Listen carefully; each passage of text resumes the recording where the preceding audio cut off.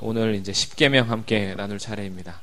사도신경 4주간 나누면서 우리가 무엇을 믿을지에 대해서 공부를 했다면, 이제 10계명은 그렇다면 구속받은 백성은 어떻게 살아야 하는가라고 해서 삶에 대해서 이제 우리에게 가르쳐 줍니다. 그래서 무엇을 믿을지도 굉장히 중요하죠. 우리 믿음의 내용.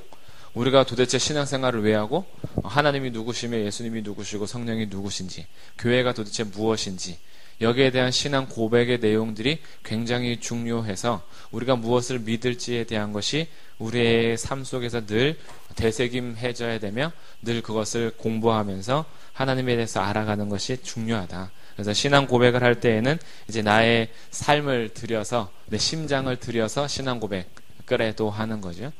그래서 그렇게 내 심장을 하나님께 드립니다라는 고백 이후에 이제 삶이 이어질 텐데, 그렇다면 하나님께 부름받은 하나님의 백성들은 이제 어떻게 살아야 하는가에 대해서 성경에서 우리에게 지시하시는 하나님의 뜻이 있습니다. 특별히 10계명은 하나님과 이웃, 사회에 대한 우리의 책임을 깨닫도록 요구합니다. 하나님에 대한 나의 책임, 이웃에 대한 나의 책임, 사회에 대한 나의 책임을 깨닫도록 요구하고 있어요.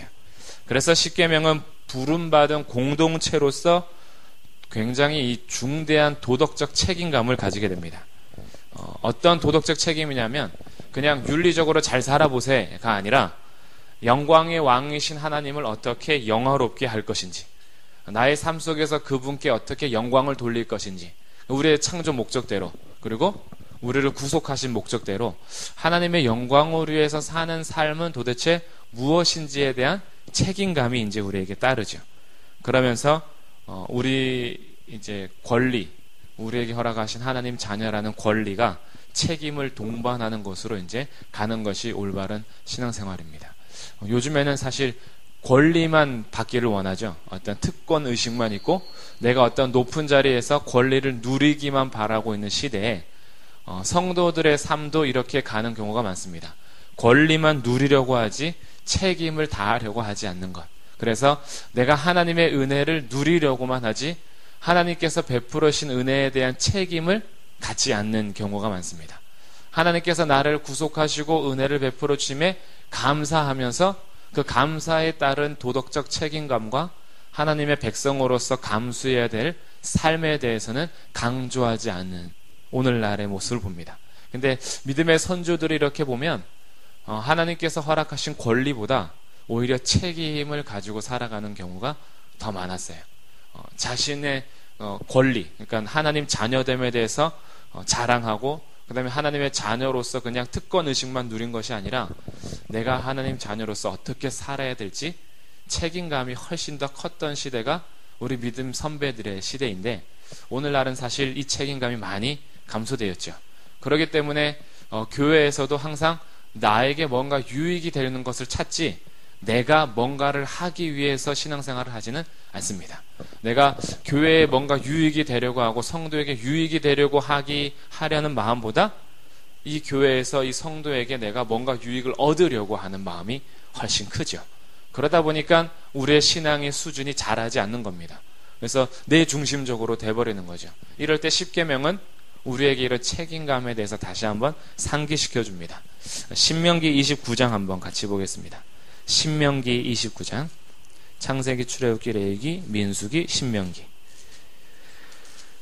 신명기 29장, 구약성경 309쪽, 구약성경 309쪽 아니면 310쪽이 될 것 같고요. 신명기 29장 29절.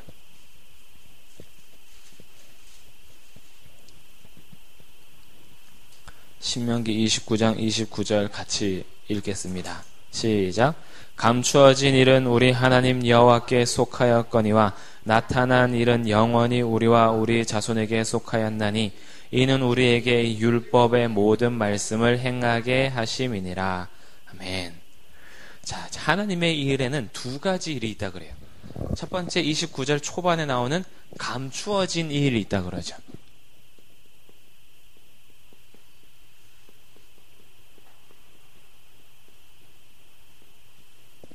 감추어진 일이 있고, 한 두 번째 줄에 나타난 일은 나오죠. 나타난 일도 있다라는 거예요. 하나님의 뜻 가운데 하나님께서 행하실 때 하나님의 행하신 가운데 나타나는 두 가지 일이 이겁니다. 감추어진 일이 있고 나타난 일이 있어요. 그럼 이 감추어진 일은 다시 29절, 신명기 29장 29절에 보면 감추어진 일은 누구에게 속해 있죠? 네, 하나님께 속해 있어요. 이거는 하나님께 속한 일입니다. 그러면 나타난 일은 우리와 우리 자손에게 속했죠. 우리와 우리 자손들에게. 우리가 하나님의 뜻을 찾고 하나님께서 행하신 일을 물어볼 때 항상 이 두 가지가 있어요. 하나님의 일은 감추어진 하나님의 일이 있고 나타난 일이 있다라는 거예요. 그러면 이 나타난 일에 대해서 이게 이제 우리에게 해당하는 일입니다. 우리하고 우리 자손들. 감추어진 일은 하나님께 속한 거예요. 예를 들어서 십계명 같은 경우는 감추어진 일일까요? 나타난 일일까요? 나타난 일이죠. 살인하지 말라, 도둑질하지 말라. 정확하게 하나님의 뜻이 나타나 있잖아요.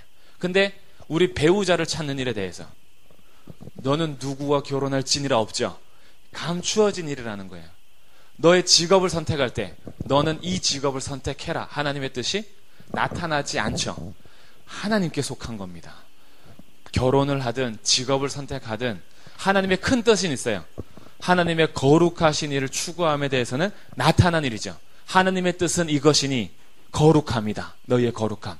그래서 곧 음란을 버리고 이렇게 나오기 때문에 하나님의 나타난 일에 대해서 하나님은 거룩하신 분이야. 그래서 하나님 앞에서는 우리가 음란을 버려야 돼. 그러니 음란한 일에 대해서는 직업을 갖지 않는 것이 나오겠죠. 그러나 음란한 일을 버리고도 직업이 엄청 많습니다. 여기에 대해서 너는 이걸 해 라고 말해주지 않습니다. 감추어진 일이에요. 근데 한번 잘 생각해 보면 우리의 신앙생활이 자꾸 어디로 가냐 하면 감추어진 일이 궁금해요. 이거 자꾸 찾으려고 하는 겁니다.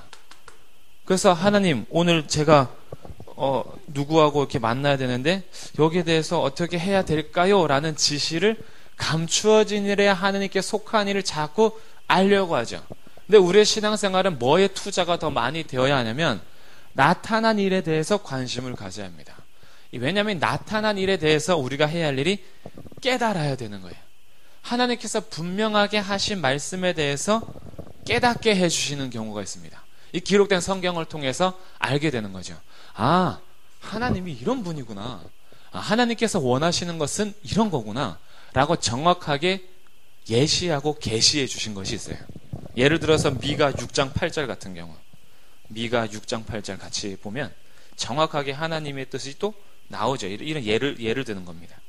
미가 6장 8절, 구약성경 1296쪽, 1296쪽, 미가 6장 8절.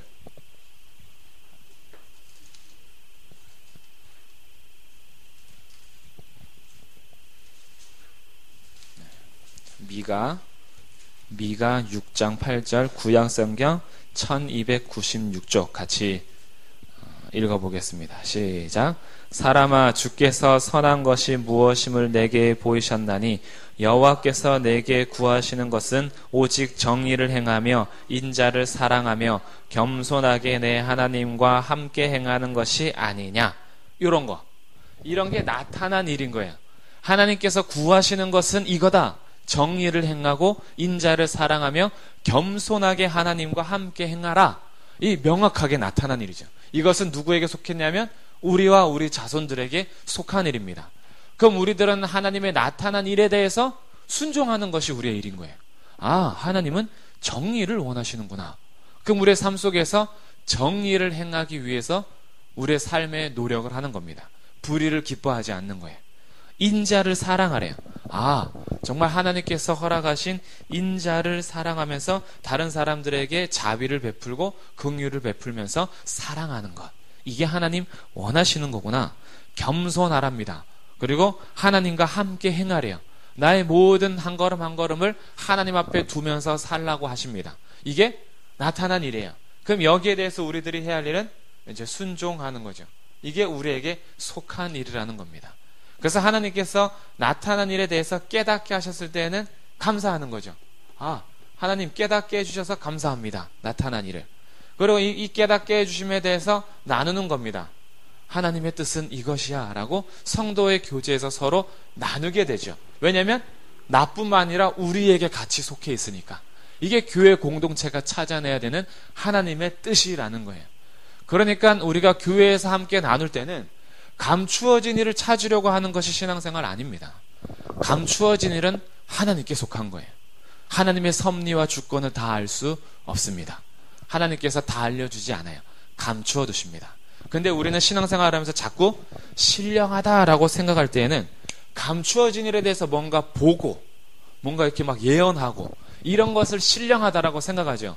성경은 그렇게 얘기하지 않습니다. 성경은 나타난 일에 대해서 기쁘게 순종하는 걸 신령하다 그래요. 이게 신앙생활입니다.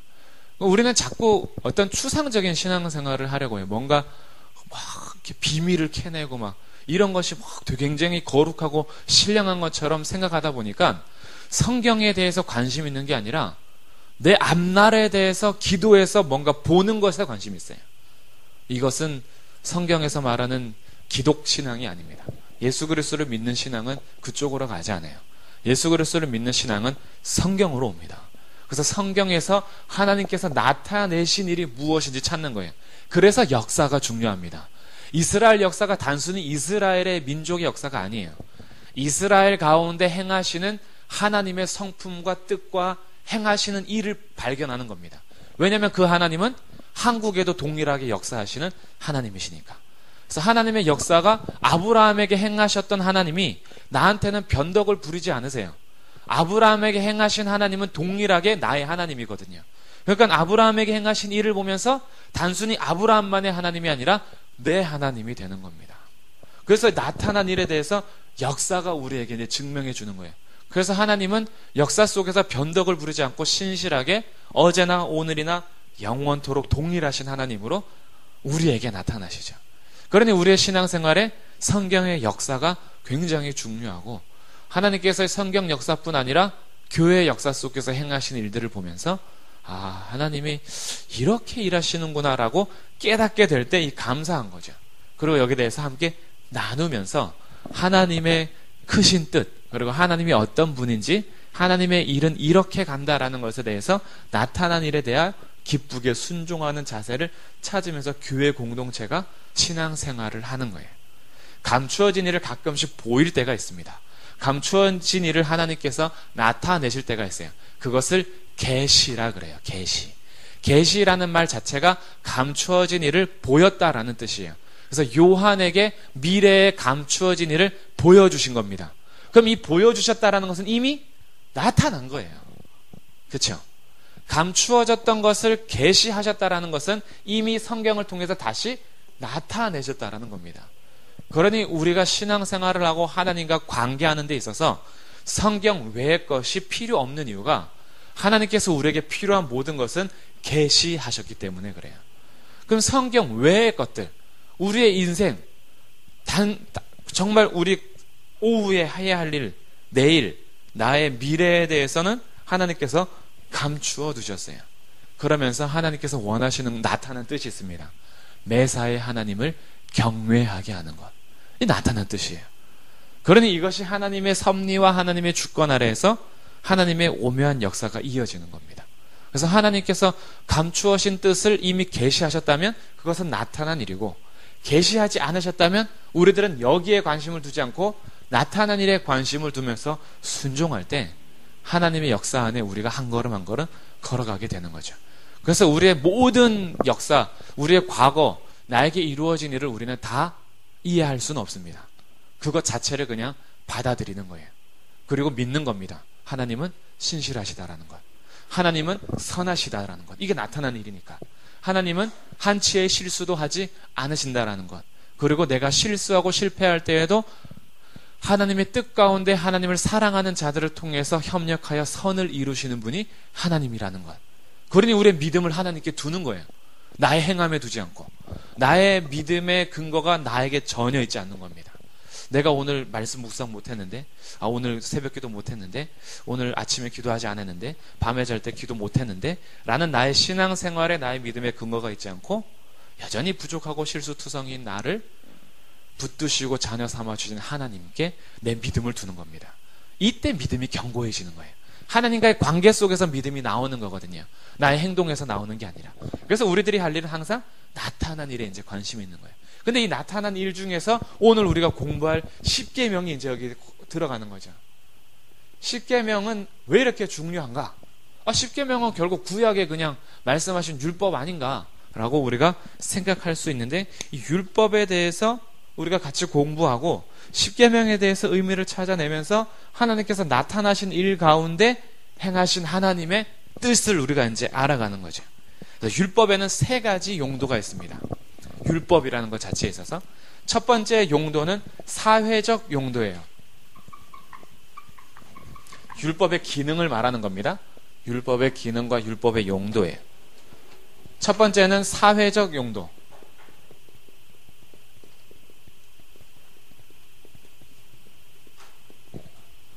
두 번째가 신학적 용도가 있습니다. 세 번째가 도덕적 용도예요. 율법의 기능입니다. 율법.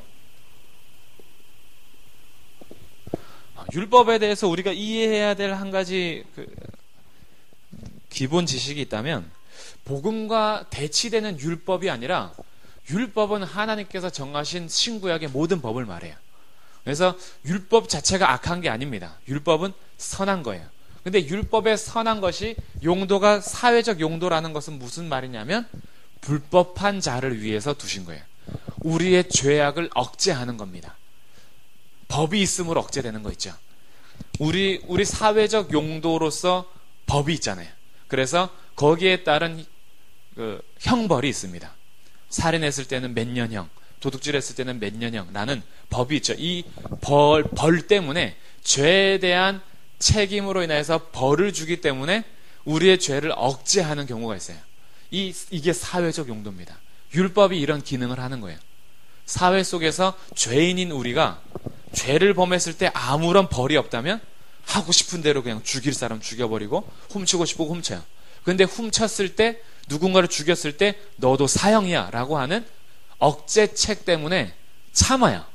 이 우리 죄인에 대한 사회적 용도입니다. 이게 율법에 대해. 그럼 신학적 용도는 뭐냐? 신학적 용도는 복음과 관계되는 거예요. 우리가 죄인임을 깨닫는 겁니다. 몽학선생이라고 그러죠. 몽학선생은 당시의 가정교사를 말합니다. 그래서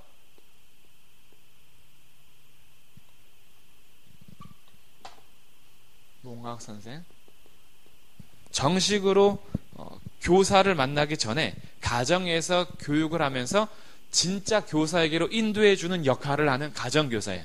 그러니까 이 율법 자체는 몽학선생으로서 누구에게 인도하냐면 진정한 구원자이신 예수님께로 인도하는 몽학선생이라는 거예요.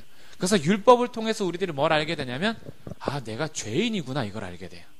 사회 억제책에서는 죄인으로서 이미 우리의 죄에 대해서 억제하고 있다면, 이 율법을 대할 때 내가 무슨 죄인이야 라고 하는 사람들이 있어요. 내가 왜 죄인이야? 나 죄인 아니야 라고 하는 사람들에게 율법을 탁 제시해주면서 여기에서 하나라도 어겼으면 너는 죄인이다라는 걸 알려주죠. 그러니까 죄인임을 깨닫고 율법을 내 힘으로 지킬 수 없다라는 걸 알게 돼요. 내가 어떻게 율법을 다 지켜? 못 지켜. 그러면 난 구원을 못 받네? 근데 율법을 지키지 못한 너 때문에 그리스도께서 오셔서 모든 율법을 이루셨어. 그래서 이제는 예수 그리스도를 믿어야 돼 라고 몽학선생으로서 그리스도께로 인도하는 역할, 이것이 신학적 용도입니다. 이 두 가지 용도고 이제 나오고 있어요.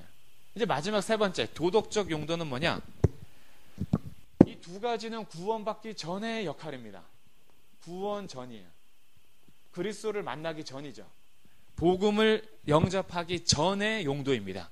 복음으로 인도하는 신학적 용도, 죄인으로서 자기의 범죄함을 억제하는 용도를 가지고 있다면, 도덕적 용도는 그러니까 그리스도께로 들어오고 나서 하나님의 영원한 성품을 표현한 하나님의 율법 정신을 깨달아서 도덕적 책임감을 가지고 그리스도인으로서 살아가게 하는 용도입니다. 변하지 않는 하나님의 요구로 받아들이는 거죠. 그래서 내가 하나님의 자녀가 되었다면 하나님의 자녀로서 십계명을 대하는 거예요. 하나님의 자녀로서 하나님의 율법에 대해서 기쁘게 순종하고자 하는 겁니다. 하나님의 자녀로서 주님께서 허락하신 십계명을 보면서 하나님께서 이런 걸 원하시는구나 라고 적극적으로 순종하는 자세를 갖는 것이 도덕적 용도예요. 그래서 율법에는 이 세 가지 용도를 가지고 있습니다. 우리가 이제 공부하는 건 이 역할 때문에 하는 거예요. 아직 구원 전이라면 십계명을 통해서 자기 죄를 깨닫게 됩니다. 난 죄인이야. 이거 어떡해? 안 되네. 하나님의 뜻을 거스를 수밖에 없네. 하나님의 뜻을 지킬 수가 없네. 여기에서 머물면서 우리들은 하나님의 이 율법의 요구가 나에 대해서 족쇄를 차고 있는 듯한 느낌을 줘요. 이것도 하지 말래. 저것도 하지 말래. 어떻게? 이러면서 하나님께서 하지 말라는 것이 족쇄로 오는 것은 아직 복음 안에서 참된 자유를 못 누리는 겁니다. 그리스도 안에서 자유를 완전하게 주셨어요. 더 이상 우리들 죄의 종으로서 우리를 메어 놓지 않으십니다. 복음 안에서 완전한 하나님의 자녀가 되었어요.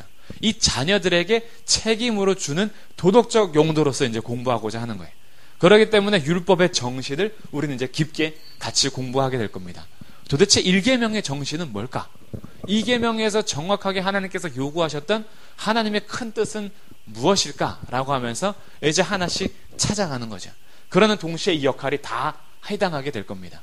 여전히 우리들은 육체를 가지고서 죄가 아직도 좋아요. 그리고 하나님의 법에 대해서 기쁘게 순종하기보다는 아직도 마지못해서 가는 경우도 많이 있습니다. 이 두 가지가 왔다 갔다 하지만 이제 우리는 자꾸 이것을 기쁘게 순종하는 자리로 이제 가는, 이게 성장하는 거예요.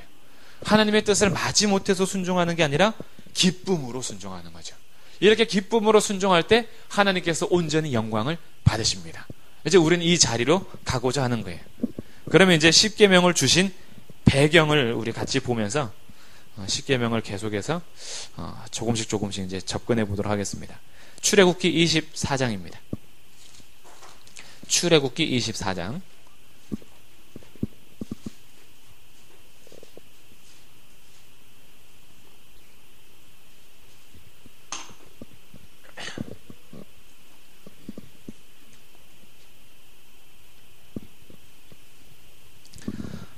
출애굽기 24장은 하나님께서 출애굽 백성들과 언약을 맺는 장면이에요. 그래서 모세가 거의 중보 역할을 하면서 중재자로서 언약 체결식을 하면서 8절, 24장 8절에 언약의 피를 뿌립니다. 그래서 피로 인하여서 이제 부부가 되는 거예요. 하나님께서 이스라엘을 교회, 신부로 맞이하는 장면입니다. 그래서 신랑이신 하나님 앞에 온전히 이제 나아가는 언약의 피를 뿌린 다음에 12절입니다. 같이 읽겠습니다. 12절 시작. 여호와께서 모세에게 이르시되 너는 산에 올라 내게로 와서 거기 있으라. 내가 그들을 가르치도록 내가 율법과 계명을 친히 기록한 돌판을 내게 주리라. 하나님께서 친히 기록한 돌판을 준다 했어요. 친히 기록하시겠다랍니다. 이것을 신명기 9장에서는 이렇게 표현합니다. 신명기 9장 10절.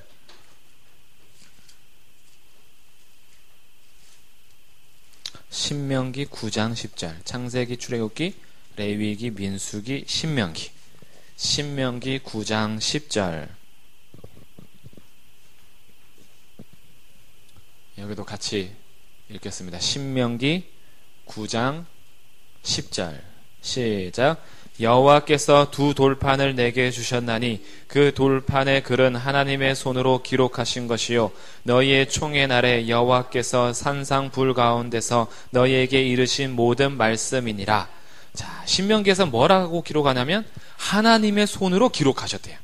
아까 출애굽기 24장 12절에서는 친히 기록하셨다라는데 이 친히 기록하셨다라는 의미가 하나님의 손으로 직접 돌판에다가 글을 새기신 겁니다. 성경 66권은 하나님께서 사람을 통해서 기록하게 하셨어요. 약 40명의 저자가 하나님께서 부르셔서 이제 쓰게 하십니다. 약 1500년의 시대를 걸쳐가면서 각 시대마다 하나님께서 부르신 사람들을 성경을 기록하게 하신 그 저자가 39명에서 40명이 돼요. 그런데 이 39명에서 40명이 기록한 66권 안에 하나님께서 직접 사람의 손을 빌리지 않고 기록한 것은 두 돌판에 기록한 10계명이 유일합니다.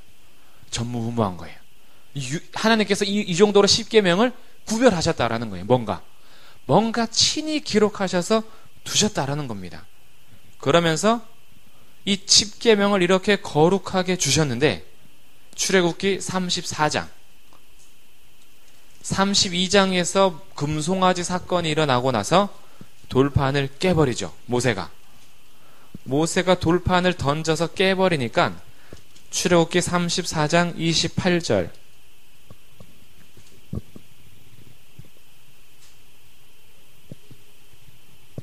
모세가 여호와와 함께 40일 40야를 거기 있으면서 떡도 먹지 아니하였고 물도 마시지 아니하였으며 여호와께서는 언약의 말씀 곧 10계명을 그 판들에 기록하셨더라. 다시 새겨주십니다. 25장에서 받은 이 돌판을 가지고 있다가 출애굽기 32장에 아론이 금송아지 만들면서 뛰어노는 장면 속에 던져버리죠. 그래서 그것을 깨트려 버렸단 말이에요. 하나님께서 그 장면을 다 보고 계셨기 때문에 모세를 다시 불러서 두 번째 돌판을 주십니다. 하나님께서 포기하지 않는 거예요. 10계명에 대해서. 그래서 또 주신 겁니다. 참 신비하죠. 하나님께서 이 정도로 지금 10계명을 굉장히 귀하게 여기시는 거예요. 그러면서 이 10계명을 결국 우리에게 뭐라고 말씀하시냐 하면 신명기 5장으로 다시 가보겠습니다. 신명기 5장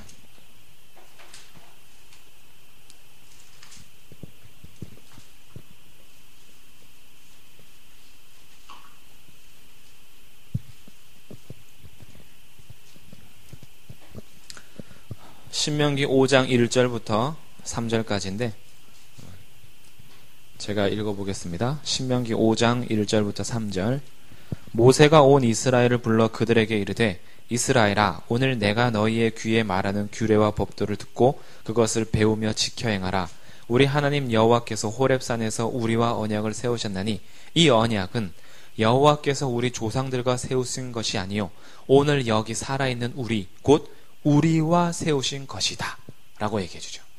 결국 하나님께서 10계명을 주실 때 우리 조상들과만 세우는 언약이 아니었다. 이 언약은 살아있는 오늘 여기에 살아있는 우리와 세우신 거다. 모세를 통하여서 이 세대들에게 결국 10계명을 다시 얘기 꺼내주면서 오늘 우리에게 동일하게 말씀하는 겁니다. 10계명은 단순히 구약 역사 속에서 출애굽 1세대들에게 준 언약이 아니라 오늘 여기 살아있는 아브라함의 자손들과 맺으신 언약이라는 거예요. 그게 우리에게 유효하다라는 겁니다. 이 10계명은 단순히 폐기 처분되고 율법으로 사라져야 되는 법이 아니라 하나님께서 친히 기록하신 것이요. 모세가 깨트렸을 때 두 번째 돌판을 주시면서까지 다시 주신 것이요. 이것은 단순히 출애굽 1세대들에게만 언약한 것이 아니라 오늘 여기에 살아있는 우리하고 맺으신 거라는 거예요. 그래서 10계명을 계속해서 보존해 가시는데 열왕기상 8장 열왕기상 8장입니다. 구약성경 527쪽 524쪽? 524쪽부터 한 5, 6, 7쪽 될 것 같아요. 열왕기상 8장 6절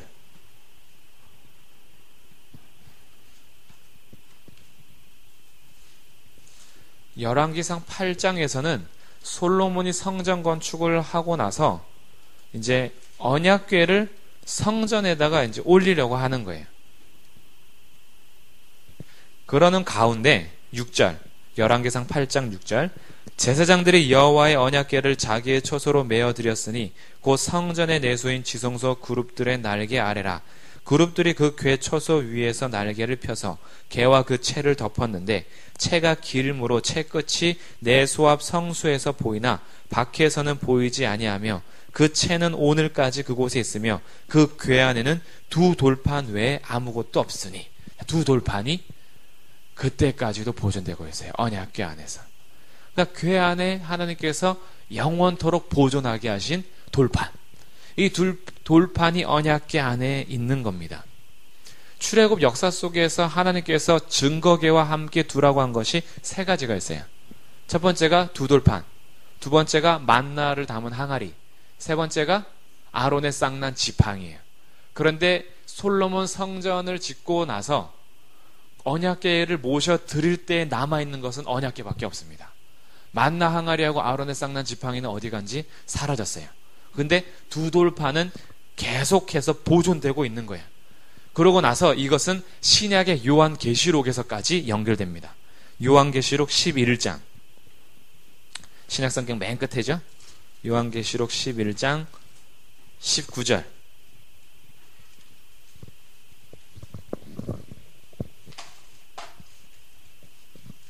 요한계시록 11장 19절.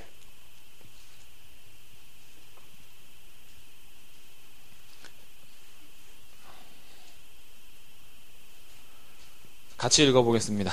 시작.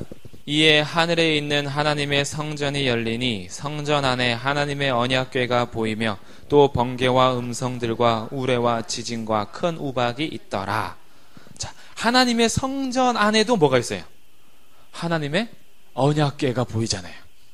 이것은 하늘의 성전에도 십계명이 필요하다라는 의미가 아닙니다. 이 정도로 하나님께서 언약궤에 귀하게 여기면서 이 언약궤에 보존되고 있는 그 돌판, 그 정신, 하나님께서 우리에게 말씀하시는 십계명에 대해서 하나님께서 보존하고 있다라는 것을 알게 돼요. 그래서 이 십계명이 오늘날 우리에게도 유효하다라는 겁니다. 단순히 복음과 대치되는 율법의 정신으로서가 아니라 하나님의 안으로 들어와서 복음 안에 있는 백성들에게 이제는 하나님 백성으로 어떻게 살아야 될지에 대해서 여전히 유효한 계명이 십계명이라는 거예요.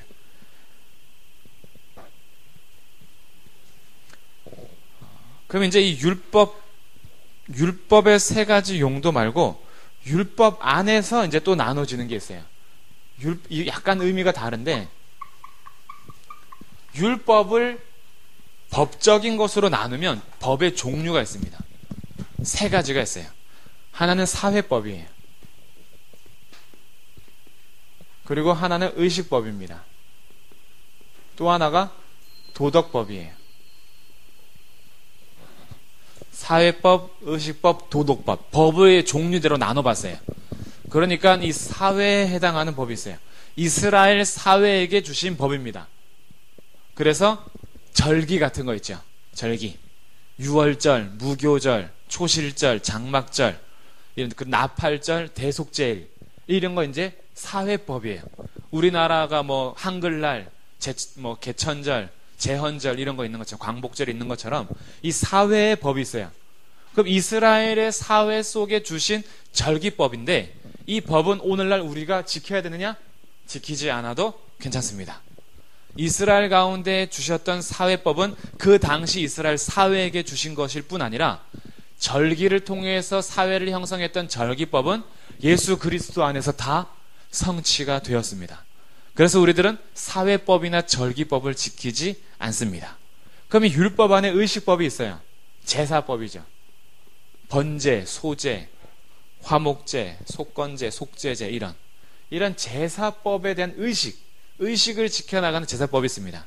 대속제일에 아사셀 양과 어린 여호와를 위한 두 염소를 뽑는 것, 그 다음에 하나님 앞에 드리는 제사, 이거 지켜야 되느냐? 이것도 지키지 않아도 괜찮습니다. 왜냐하면 모든 의식법도 그리스도 안에서 다 성취가 되었습니다. 그래서 이제는 우리는 더 이상 의식을 치르지 않습니다. 그럼 이제 이 율법 중에서 하나 남았어요. 도덕법. 그럼 도덕법은 어떻게 해야 되는가? 이 도덕도 예수 그리스도께서 완전한 율법을 성취하심으로 다 완성하셨습니다. 그럼에도 불구하고 안 지켜야 되느냐? 이것은 예수 그리스도를 본 삼아서 우리가 따라가야 될 법입니다. 이 도덕법이에요. 이것은 오늘날도 유효합니다. 도덕법을 지킴으로 구원을 받는 것이 아니라 구원을 이루신 예수 그리스도가 우리의 모범이 되어서 예수 믿는 자들이 어떻게 살아야 되는지 예수님을 닮아 도덕법을 지켜가는 겁니다. 율법. 그래서 십계명은 오늘날에도 유효하다라는 거예요. 구원받는 조건으로서가 아니라 구원받은 백성으로서. 이게 이제 굉장히 중요해져요. 그래서 율법 폐기론자들이 있거든요. 구약의 율법을 왜 지키냐? 예수께서 이미 율법을 완성하셨는데. 이것은 안 지켜도 돼요. 도덕법은 우리의 본을 보이신 예수님을 닮아서 우리도 믿는 자로서의 삶의 책임을 묻는 것이 하나님의 신구약 전체에서 나타내신 일입니다. 하나님께서 신약에 오셔서 이제 너희들 막 살아도 돼 이러지 않습니다. 구원파와 다른 게 여기 있어요. 구원파는 도덕법도 지키지 않습니다. 예수님 믿으면 끝이에요. 이제 우리는 막 살아도 돼요. 육체는 악한 거기 때문에 어차피 못 지켜요.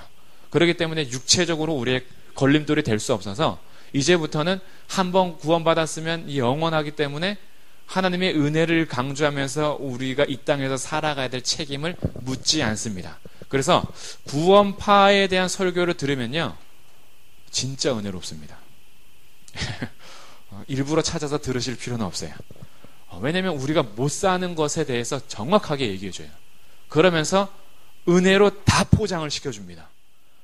정말 은혜를 받죠. 그래서 웬만한 사역자들도, 그리고 웬만한 성도님들, 직분자들도요, 구원파 설교를 탁 들으면 박옥수 요한계시록 세미나를 가신다든지 가시지는 마세요. 이렇게 해서 들으면 와, 이게 구원이구나 라고 하나님의 은혜에 젖어서 확 살아요. 그런데 여기에 함정이 있어요. 예수 그리스도를 닮아가는 우리의 삶과 구원받은 자로서의 우리 하나님의 뜻이 사라져버려요. 성경대로 가르치지 않는 겁니다.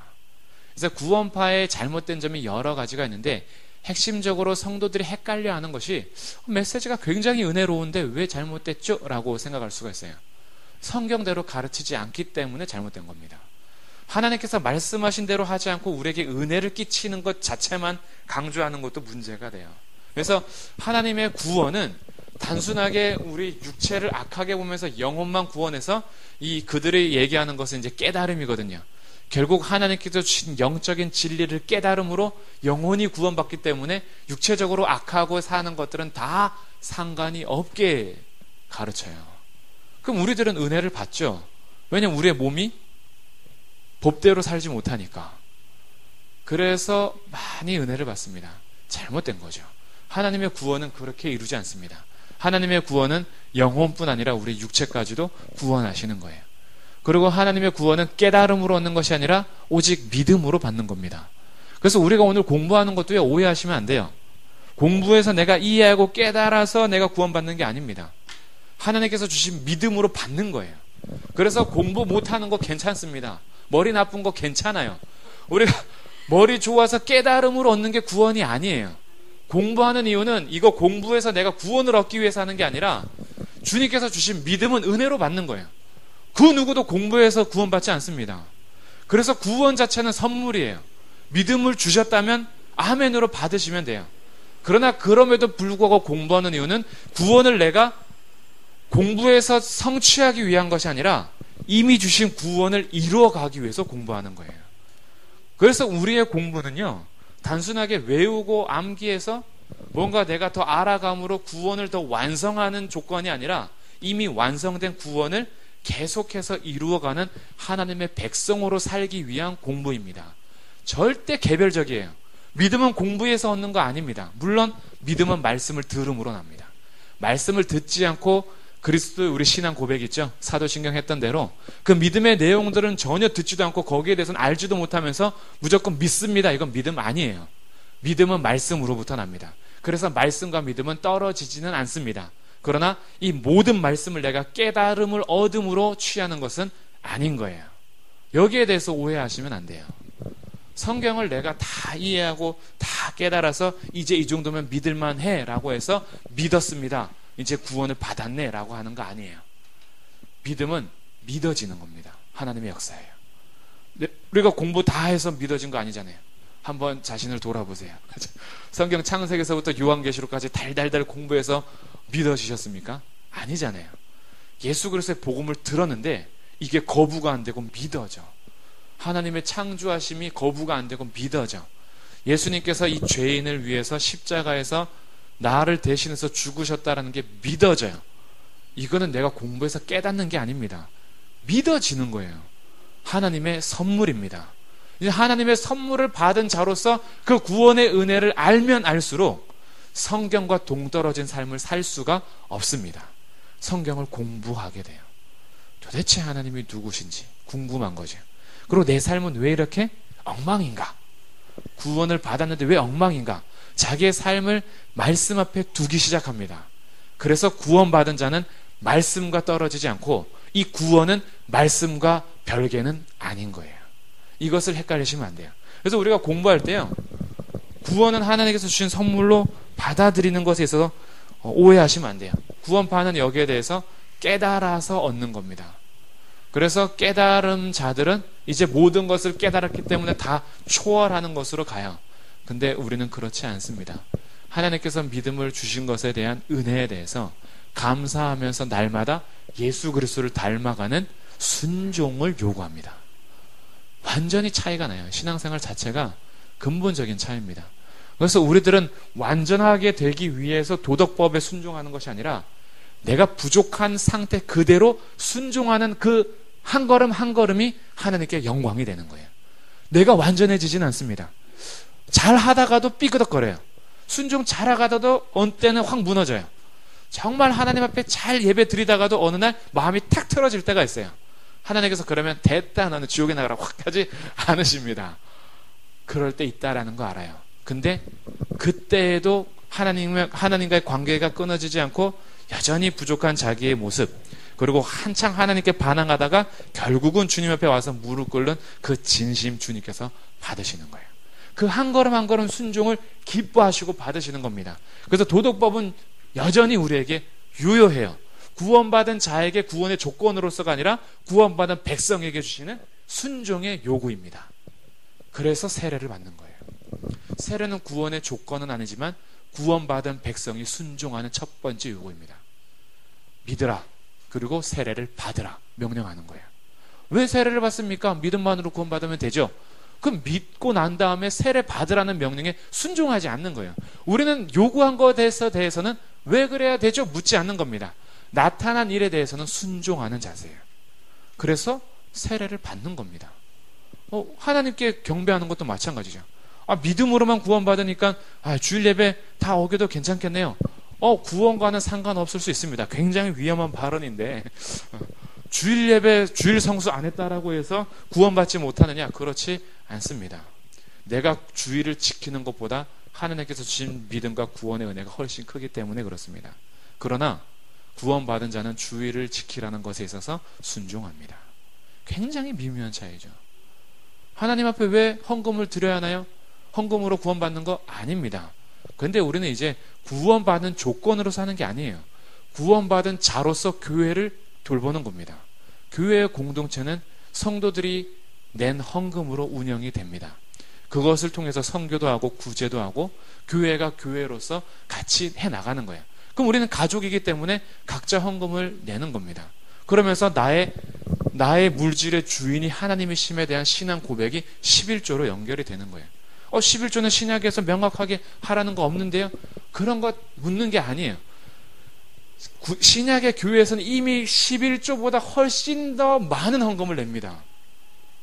자기가 굶어도요, 예루살렘 교회가 흔들리면 자기가 굶은 물질을 예루살렘에게 헌금하는 교회가 신약교회였어요. 근데 오늘날 이상하죠? 신학을 하는 신학자들이 자꾸요, 11조도 구약의 율법인데 왜 우리가 지킵니까? 라고 하면서 자꾸 폐기론을 하면서 성도에게 있어서 헌금에 대한 얘기가 굉장히 걸림돌이거든요. 헌금에 대한 그 설교를 교회의 어떠한 그 물질적인 보장으로 해서 악용하는 것은 정말 나쁜 일입니다. 그래서 날마다 성전 건축해야 되니까 헌금을 요구하고 뭐 해야 되니까 헌금을 요구하고, 그래서 빚져서라도 헌금을 내는 것이 믿음인 것처럼 포장해서 얘기하는 것 굉장히 나쁜 거예요. 그러나 헌금 자체가 나쁜 게 아닌 거예요. 헌금을 요구하는 것이 나쁜 게 아니라 헌금을 악하게 요구하는 것이 나쁜 겁니다. 헌금은 자기가 하나님 앞에 신앙 고백하는 내용 중에 하나예요. 그렇기 때문에 신약의 교회 성도들에게는 오히려 자신의 목숨을 바치고 집이나 밭을 자기의 소유로 내지 않고 교회에다가 헌금하는 바나바와 같은 사람을 소개하고 있는 거예요. 단순히 11조 다 했다고 해서 나 11조 했으니까 헌금생활 다 했어 라는 정도의 신앙생활이 아니었던 겁니다. 신약교회는. 그래서 신약교회는 오히려 헌금을 강조하기보다 뭘 강조하냐면 성품을 강조해요. 그리스도를 닮아가는 성품, 인격. 거기로부터 오히려 우리의 성전됨을 얘기해 줘요. 그렇기 때문에 신약 성경에서 말하는 어떠한 그 제도라는 것이 구약에 있는 것이 다 폐기됐다라고 얘기할 수가 없는 겁니다. 하나님께서는 구약의 하나님은 동일하게 신약의 하나님이신 거예요. 다른 분이 아닙니다. 그래서 우리들은 하나님의 법을 창세기서부터 요한계시록까지 보는 거예요. 구원 완성한 이후에 신약만 강조하는 교회도 있어요. 구약은 이미 안 봐도 된다라고 얘기해요. 그렇지 않습니다.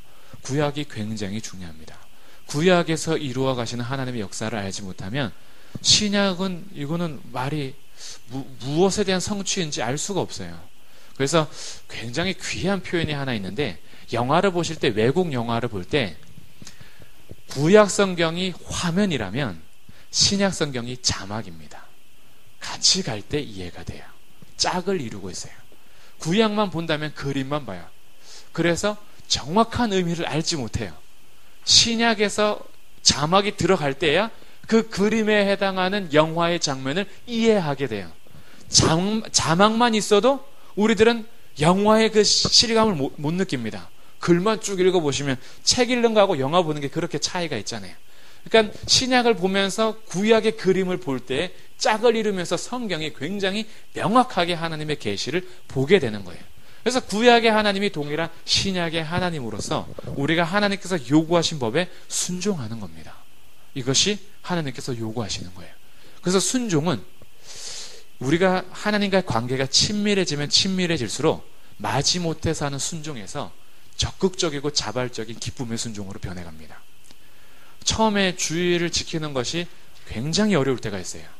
신앙생활 처음 하고 나서 하나님의 은혜를 누림에도 불구하고 주의를 지키는 것이 굉장히 힘들 때가 있는데 하나님과의 관계가 친밀해질수록 주의를 안 지키는 것이 불편해집니다.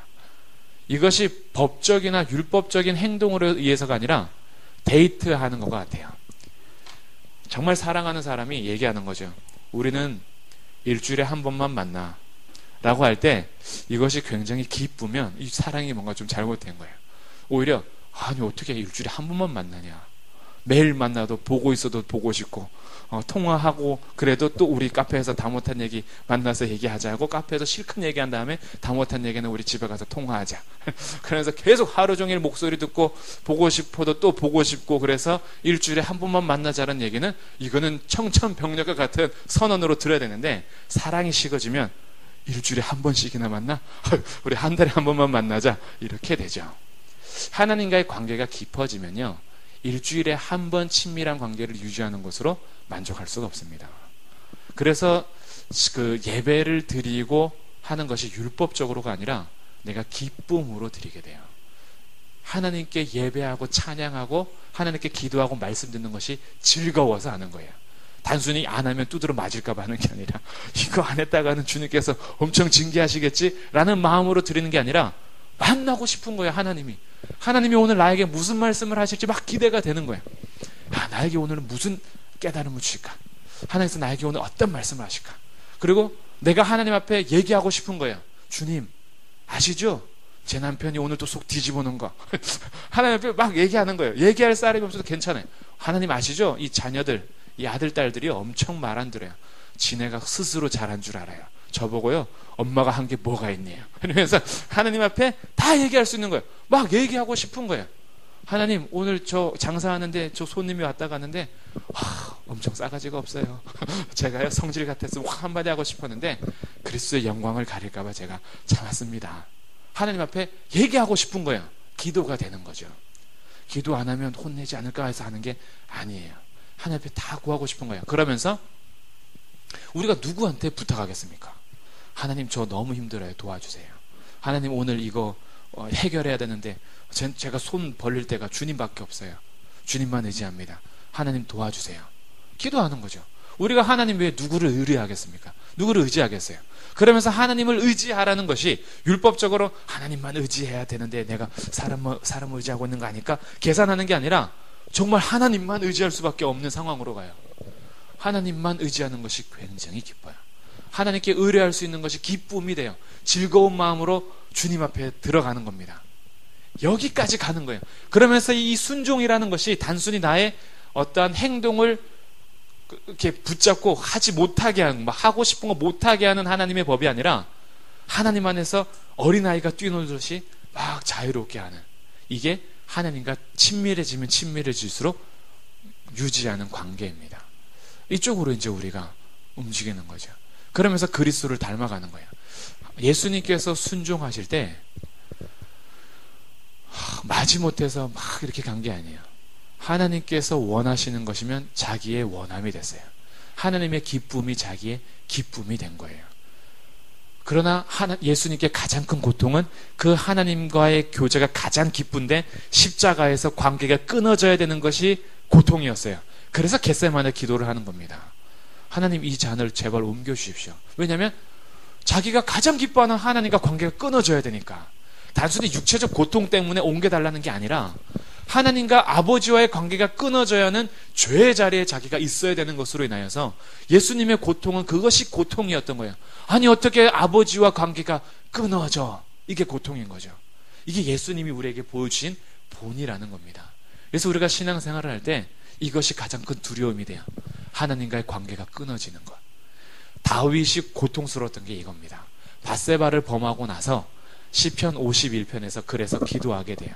우리 같이 시편 51편 가볼까요?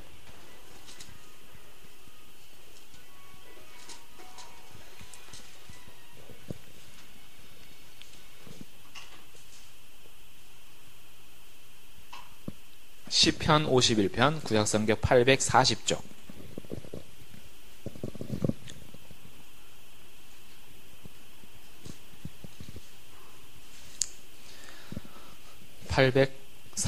시편 51편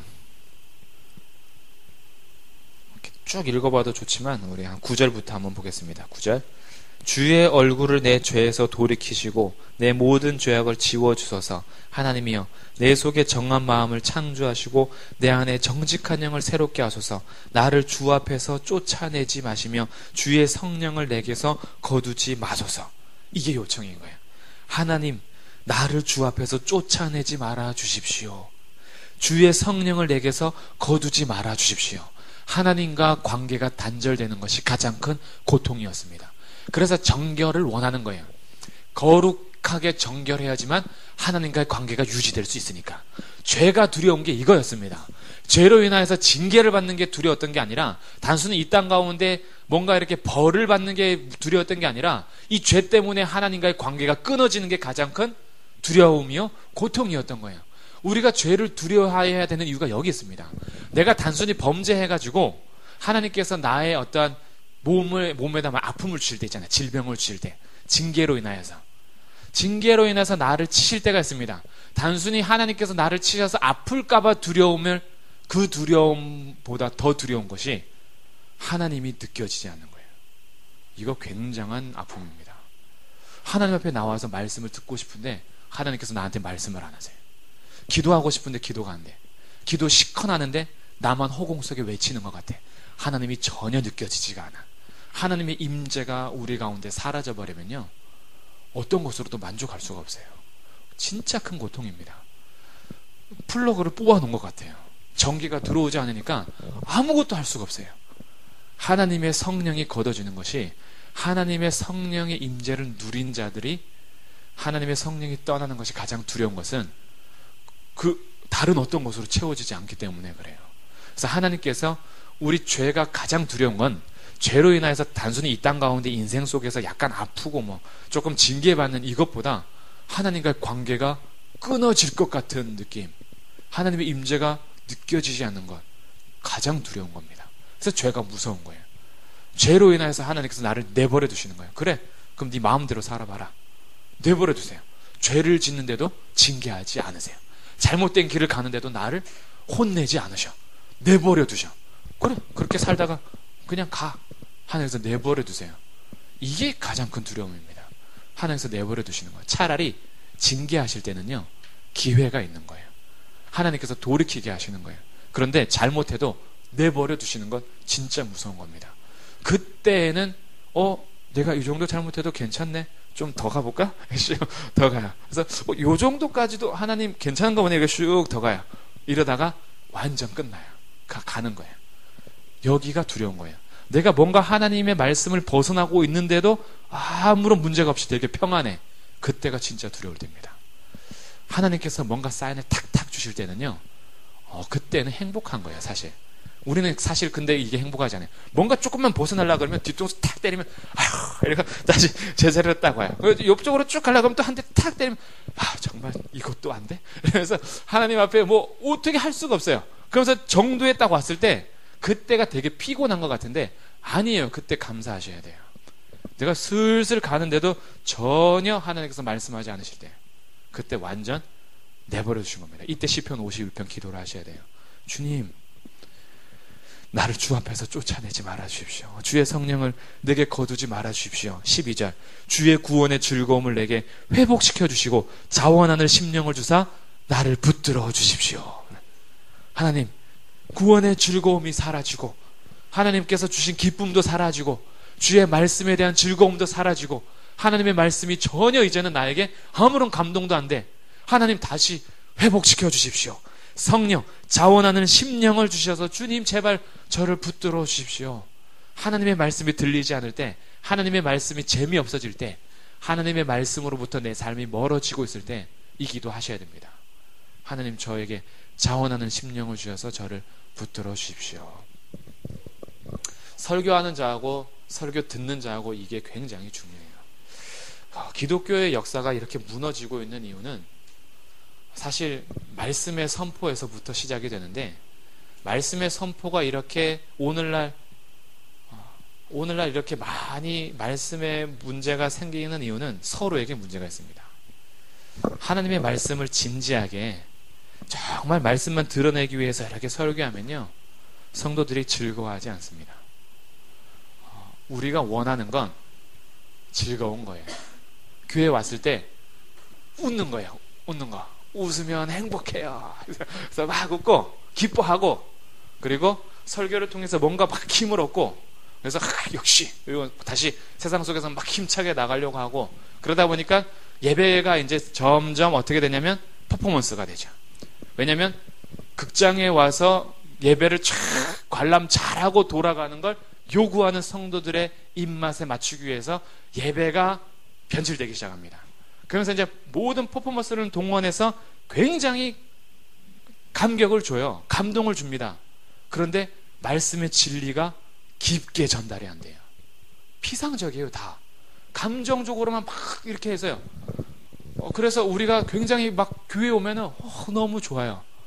다 막 웃어요. 속에선 다 썩어가면서. 사실 집안의 문제, 가정의 문제, 직장의 문제, 관계의 문제 다 틀어져 있는데 교회에 오면은 행복해요. 그리고 현장에 가서는 그 감동이 일주일 동안 유지되면 좋은 거고, 아니면 또 막 피폐한 삶을 살다가 교회에 와서 또 막 이렇게 기쁨을 누리는 거죠. 그러다 보니까 이런 것을 좋아하니까 강대상에서도 자꾸 설교가 약간 심리학적으로 가요. 그냥 우리의 감정 터치 해주려고 하는 거죠. 진리를 그대로 전달했을 때 막 이제 성도들이 반 이상 졸기 시작하면, 야, 이렇게 설교를 하면 안 되겠다. 물론 그 설교자가 굉장히 잘 해야 되는 게 맞죠. 진리를 제대로 전달하면서도 잘 듣게끔 해주는, 굉장히 어려운 건데 이렇게 하면서 가는 것이 좋죠. 그런데 서로가 귀가 얇아지고 깊이가 사라지면서 그냥 조금씩 얻기만을 바라던 시대가 10년, 20년, 30년이 돼버리니까 교회에서 진리가 선포되는 것이 핵심이 없어요. 중심도 없고 그리스도도 없고, 거기에 대해서 말씀의 진리가 우리에게 요구하는 성도로서의 깊이도 없어요. 책임감도 없어요. 그러니까 이중생활에도 마음의 불편함이 없어요. 교회에서는 늘 긍정적이니까, 하나님께서 이런 나를 이해해 주시니까, 하나님께서 그래도 나를 사랑하시고 품어주시니까. 그러니까 우리가 해야 될 순종에 대해서는 전혀 없고 은혜만 누리려고 하는 예배가 되는 겁니다. 하나님 앞에 나를 드리기 위해서 오는 것이 아니라 내가 예배를 통해서 뭔가 얻기를 바라면서 오는 거예요. 예배를 통해서 지친 내 마음을 회복시켜 주시기를 바라는 거죠. 예배를 통해서 무너졌던 우리의 가정을 회복시켜 주실 것에 대한 확신을 얻고 돌아가기를 바라는 거예요. 이거 나중에 1계명, 2계명 할 때 다 드러나지만 우리 마음에서부터 자기를 위하여 짓는 우상입니다. 하나님을 진정으로 예배하는 것이 얼마나 우리가 조심스럽게 드려야 되는지 우리는 알아야 되는데, 우리는 가인과 아벨의 제사를 통해서 교훈을 얻는 것을 무시하고 있어요. 가인과 아벨이 드리는 예배가 중요한 게 아니라 하나님께서 받으시느냐가 문제인 거예요. 가인이 아무리 자기의 최상의 것으로 드리고 와서 땅의 소산물로 드렸어도요, 하나님께서 안 받으셨다면 자기가 화낼 게 아니라 왜 하나님이 안 받으시는지에 대해서 자기를 돌아보는 게 자세여야 돼요. 예배를 통해서 하나님께서 은혜가 공급이 안 되면 내가 화낼 게 아니에요. 에이씨, 오늘 예배 망쳤어. 은혜도 안 되고, 에이씨, 이러고 화내면서 돌아가는 게 아니라 왜 내가 예배를 드리는데 은혜를 못 누리는가? 나를 돌아보는 게 자세여야 돼요. 왜냐하면 그 예배 하나님 안 받으셨다라는 증거로 은혜를 못 누리는 거거든요. 근데 우리들은 은혜를 못 누리는 게 교회의 시스템의 문제라고 생각해요.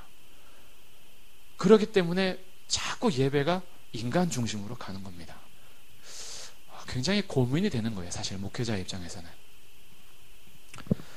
그러면서 우리들이 자꾸 하나님의 말씀의 진리에 대해서 멀어지면서 우리의 사람의 만족을 위해서 자꾸 가는 거죠. 그러다 보니까 순종을 요구하는 것은 우리에게 점점 멀어지고 그냥 심리적인 안정, 하나님과의 관계 속에서는 평화가 아니라 내 마음의 평안, 그리고 내가 뭔가 여기서 얻어서 가면 되는 이런 것으로 교회가 변질되는 거죠. 그러니까 십자가 지는 성도는 사라지잖아요. 제자는 사라지는 거예요. 제자는 사라지고 회중만 많아지는 겁니다. 십자가를 요구할 때 기쁘게 지고 가는 사람이 없어요. 오히려 왜 저에게 이런 십자가 주십니까? 그래요. 왜 주십니까? 주셔야죠. 그러면 제자한테 십자가 주지 뭐 줍니까? 십자가 지고 가야 되는데. 근데 우리는 싫은 거예요. 십자가 말고 영광만 주십시오, 얘기하는 거죠. 그러다 보니까 항상 요구하는 게 그거잖아요. 당신이 이렇게 하시면, 이렇게 하면 하나님께서 반드시 주십니다. 안 주시는 때도 있는데 반드시 안 주실 때가 더 많은 것 같은데, 하나님께서 오히려 거기에서도 순종을 요구하시고 십자가 지기를 원하시는데, 여기에 대해서 서로 말하지 않고 서로 거기에서 드러내지도 않고 그냥 편하게 왔다가 편하게 가는, 이렇게 가는 겁니다. 그래서 교회가 야성을 잃는 거예요. 세상에서 십자가 복음으로 변혁시키는 성도가 점점점 줄어드는 겁니다.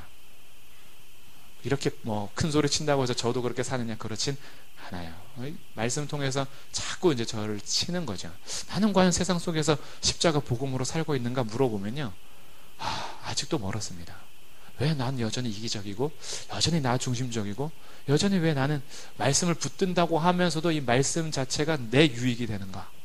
이런 거 고민할 때는 저도 아직 답이 없어요. 십자가의 삶을 온전히 살지 못하는 겁니다. 같이 우리가 한번 깊게 생각해 볼 문제예요. 그래서 이제 10계명을 우리가 하나씩 공부하면서 하나님께서 요구하시는 것에 있어서 우리가 왜 기쁘게 순종하지 못하는지에 대한 고민을 같이 안고 가면 좋겠어요. 그러면서 이것이 이제 기쁨으로 순종하는 자리까지 가는 주님의 요구가 되면 좋겠다라는 마음으로 이제 10계명의 공부를 하나씩 한번 차근차근 살펴보면 좋겠습니다. 자, 여기까지 10계명 서론이었어요. 네.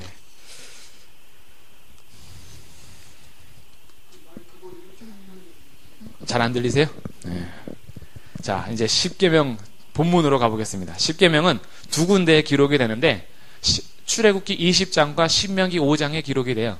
네, 출애굽기 20장에서 우리 보면서 신명기는 가끔 참고할 거 하나 있을 겁니다. 그래서 출애굽기 20장의 주 본문으로 해서 10계명을 같이 나누도록 하겠습니다. 자, 출애굽기 20장.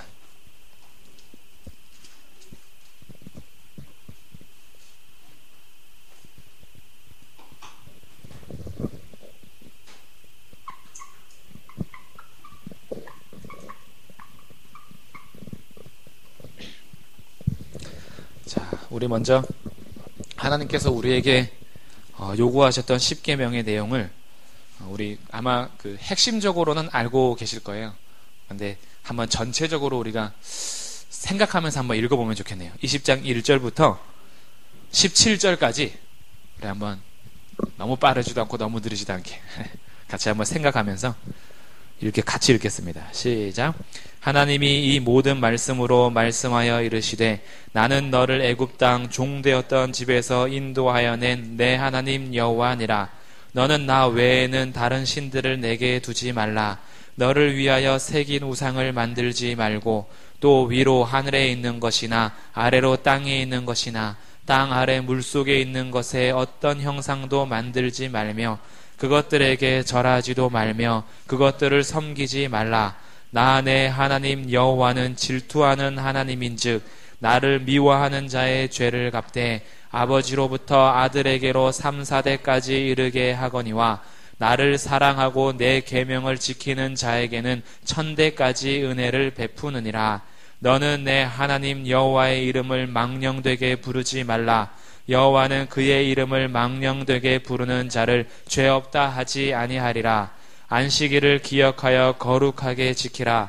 엿새 동안은 힘써 내 모든 일을 행할 것이나 일곱째 날은 내 하나님 여호와의 안식일인즉 너나 내 아들이나 내 딸이나 내 남종이나 내 여종이나 내 가축이나 내 문 안에 머무는 객이라도 아무 일도 하지 말라. 이는 엿새 동안에 나 여호와가 하늘과 땅과 바다와 그 가운데 모든 것을 만들고 일곱째 날에 쉬었음이라. 그러므로 나 여호와가 안식일을 복되게 하여 그 날을 거룩하게 하였느니라. 내 부모를 공경하라. 그리하면 내 하나님 여호와가 내게 준 땅에서 내 생명이 길리라. 살인하지 말라. 간음하지 말라. 도둑질하지 말라. 내 이웃에 대하여 거짓 증거하지 말라. 내 이웃의 집을 탐내지 말라. 내 이웃의 아내나 그의 남종이나 그의 여종이나 그의 소나 그의 나귀나 물은 내 이웃의 소유를 탐내지 말라. 아멘. 자, 10계명의 대전제가 나옵니다. 20장 1절 2절에서 대전제예요. 이 전제를 가지고 1계명 3절이 들어가는 겁니다. 자, 2절 보면 나는 너를 애굽 땅 종되었던 집에서 인도하여 낸 내 하나님 여호와니라. 이게 대전제예요.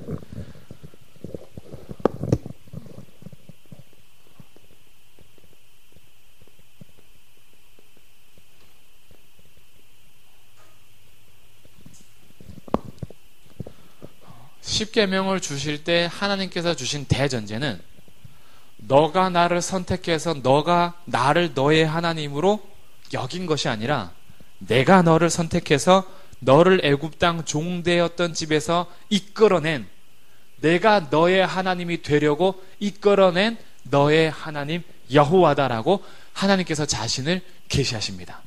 그래서 하나님께서 전제 조건을 까는 건 뭐냐면 너와 나의 관계는 너가 율법을 지킴으로가 아니라 내가 은혜를 베풀므로 관계가 됐어라는 것을 전제하시는 거예요. 그래서 이 전제 조건이 중요합니다. 이 전제 조건이 사라지고 계명이 나와버리면 우리는 이 계명을 지킴으로 관계한다라고 생각해요. 계명을 지킴으로 하나님과 관계 맺는 것 아닙니다. 하나님께서 은혜를 베푸심으로 관계를 맺기 시작한 거예요. 아담이 범죄했을 때 하나님께서 먼저 찾아오십니다. 범죄했을 때 하나님이 떠나버리신 것이 아니라 범죄했을 때 인간이 떠나버려요. 하나님 앞을 피해버리는 거예요. 그런데 하나님께서 먼저 찾아오세요. 그래서 아담아 네가 어디 있니? 라고 물어보십니다. 그리고 죄에 대해서 지적하시고 죄에 대한 해결책으로 여자의 후손을 먼저 약속하세요. 애굽 종되었던 집에서 이끌어낼 때도 마찬가지입니다. 이스라엘 백성이 율법적으로 거룩하고 경건하게 살아서 하나님께서 그 정도면 됐다라고 오신 것이 아니라 여전히 반역하고 하나님을 무시할 그때에 하나님께서 오셔서 자신의 이름을 위하여 이스라엘 백성들을 건져내세요. 그래서 너와 나의 관계는 은혜로 성립되는 거다라고 전제 조건을 먼저 두십니다. 그래서 이제부터 나오는 10계명을 내가 온전히 지키지 못한다라고 해서 우리의 관계가 끊어지지 않는다라는 거예요. 중요합니다. 이거 굉장히 중요해요. 우리가 그럼에도 불구하고 10계명을 요구하는 건 하나님과의 관계가 된 자로서 더욱더 친밀해지기 위한 것이고, 그렇기 때문에 기쁨으로 순종하는 것이지, 이거 안 하면 관계가 끊어질까봐 두려워서 하는 건 아닌 거예요. 율법의 정신 자체가 그게 아닙니다. 그래서 율법의 정신을 예수님께서 이렇게 요약하십니다. 마태복음 22장입니다. 자, 마태복음 22장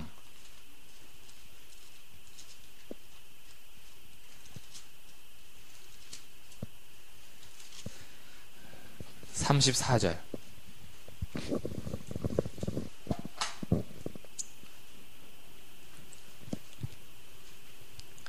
마태복음 22장 34절. 예수께서 사두개인들로 대답할 수 없게 하셨다 함을 바리새인들이 듣고 모였는데 그 중에 한 율법사가 예수를 시험하려고 묻습니다. 선생님, 율법 중에서 어느 계명이 큽니까? 이 율법사에게 있어서 창세기서부터 신명기까지 몇 가지의 계명이 있냐면 613가지의 율법이 있어요. 계명이 있습니다. 이 613가지의 계명 중에서 두 가지로 나누는데 하라는 계명과 하지 말라는 계명을 나눠요. 그래서 하라는 계명이 248가지입니다. 하지 말라는 계명이 365가지예요. 그래서 합쳐서 613가지의 계명을 창세기서부터 신명기까지의 토라에서 그들이 찾아냅니다. 그래서 율법사들이 늘 논쟁했어요. 613가지 중에서 뭐가 제일 클까?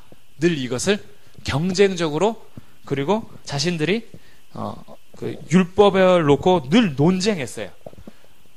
쉽잖아요. 하지 말라. 하루에 하나씩 365가지. 맨날 하지 말라는 거 꼭 하나씩은 있는 거예요. 하라는 게 248가지. 그래서 이 계명을 가지고 예수님을 시험하고자 하면서 질문합니다. 왜냐하면 예수님께서 여기 중에서 뭔가 하나를 딱 얘기했다면 그러면 이거는 소중하지 않다는 거예요?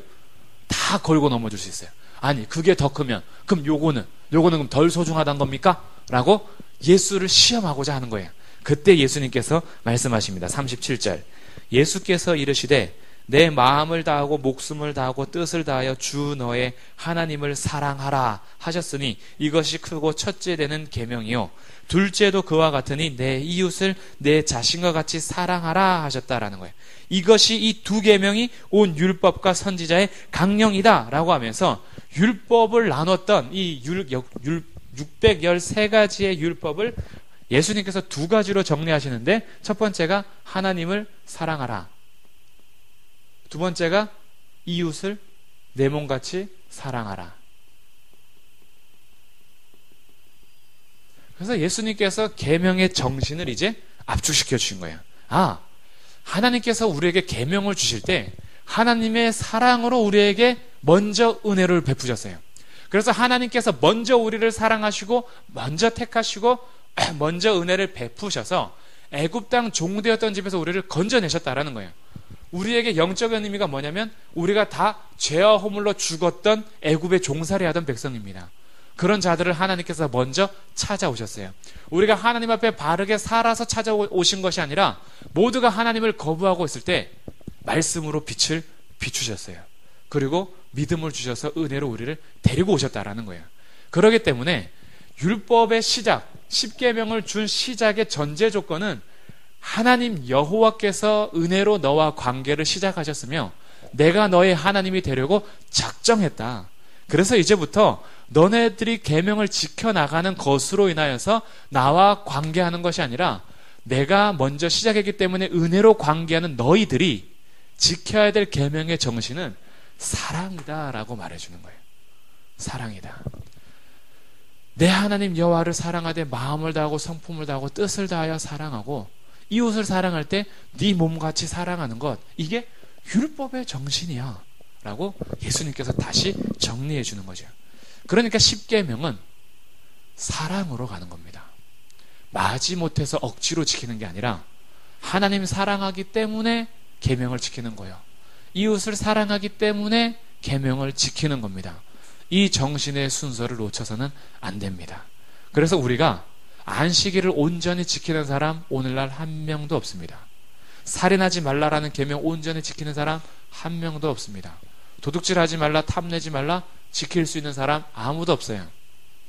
그럼에도 불구하고 우리가 하나님께서 주신 말씀을 지키고자 하나님을 사랑하고 이웃을 사랑하고자 하는 마음을 자꾸 구하며 걸어갈 때 하나님께서 그 진심 받아주신다라는 거예요. 그래서 우리가 하나님과의 관계를 내가 지킴으로 형성하는 것이 아니라 하나님께서 베풀어 주신 은혜에 감사하면서 사랑으로 지키는 게 십계명입니다.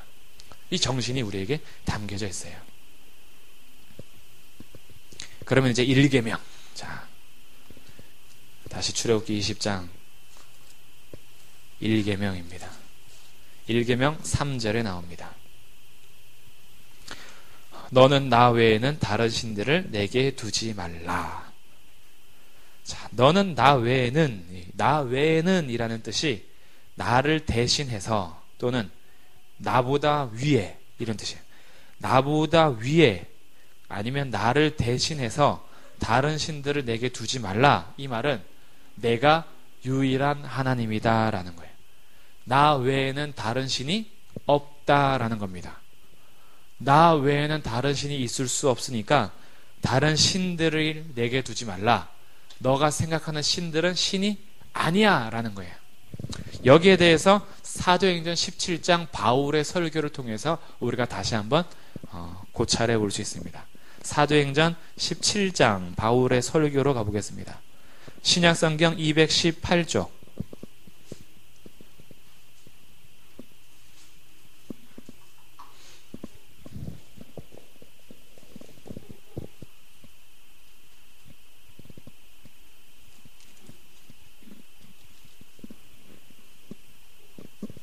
사도행전 17장 22절입니다.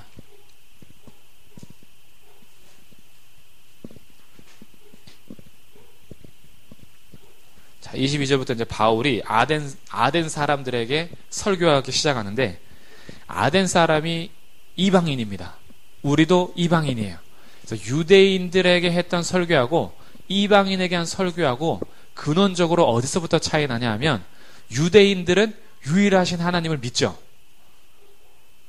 오히려 예수님이 자기가 하나님이라고 했기 때문에 유대인들은 거부한 거예요. 왜냐하면 유일하신 하나님을 믿으니까. 근데 이방인들은 아니에요. 신들이 굉장히 많습니다. 이 아테네가 그것을 보여주면서 바울이 이제 이렇게 설교하기 시작합니다. 22절. 바울이 아레오바고 가운데 서서 말하되, 아덴 사람들아, 너희를 보니 범사에 종교심이 많도다. 우리랑 비슷해요. 이방인들이 늘 갖고 있는 게 종교성이에요.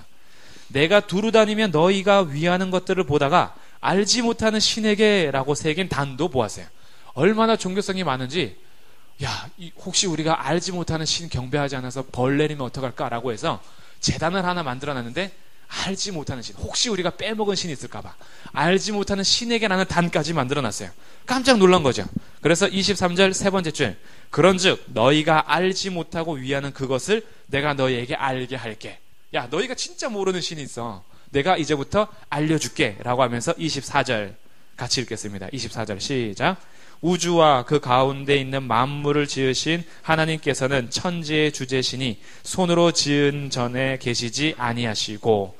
자, 하나님께서 바울이 설교할 때 하나님의 뭘 얘기하냐면 우주와 만물을 지으신 천지의 주제이신 유일하신 하나님으로 소개하는 겁니다. 그러니 이방인들에게 다른 신들을 섬기고 있는 그들에게 사도 바울이 얘기하고 싶었던 것은, 우리 하나님은 유일하신 분이야. 우주와 천지 만물을 지으신 천지의 주제이시다. 그래서 사람이 손으로 만든 것에 갇혀 계시는 분이 아니야. 25절. 또 무엇이 부족한 것처럼 사람의 손으로 섬김을 받으시는 것이 아니다. 왜냐하면 만민에게 생명과 호흡과 만물을 친히 주신 분이 이 하나님이야. 근데 아니, 하나님으로부터 다 나왔는데 우리가 무슨 정성을 쏟아서 올려야지만 하나님께서 받으시는 것처럼 여기냐 이거죠.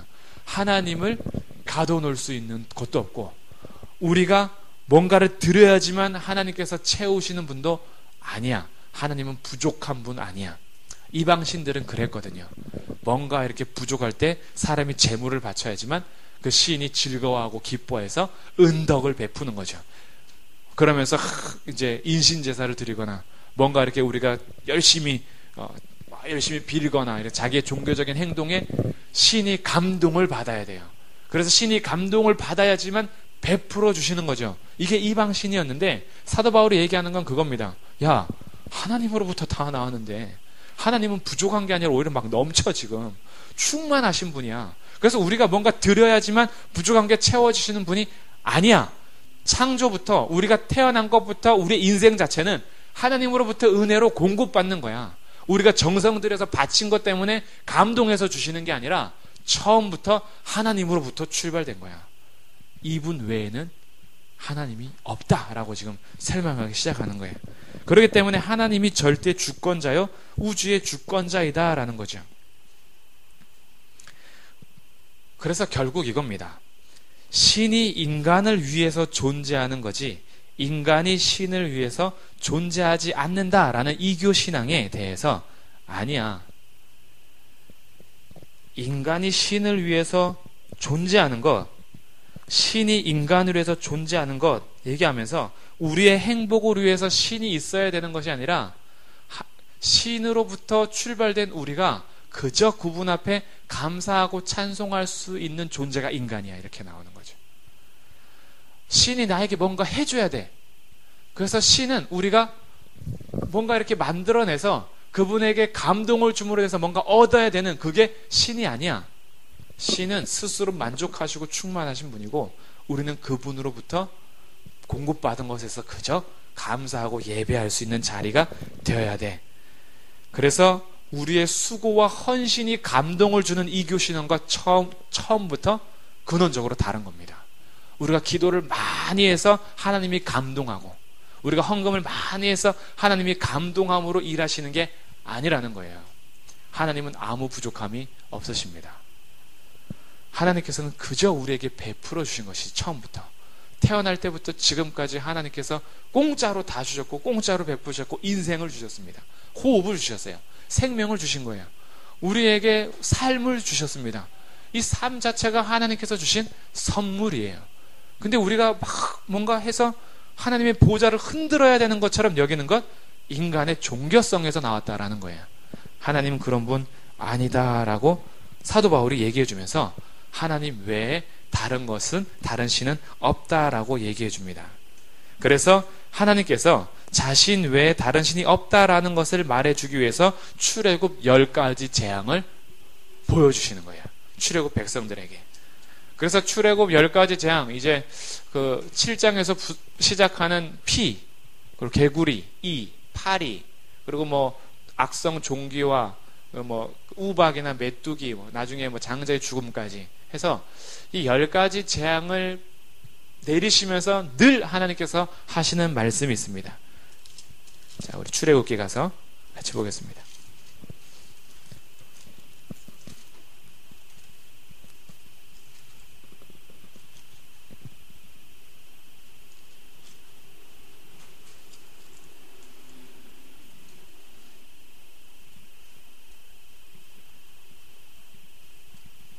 출애굽기 계속 나오는데 대표적으로 10장 보겠습니다. 10장.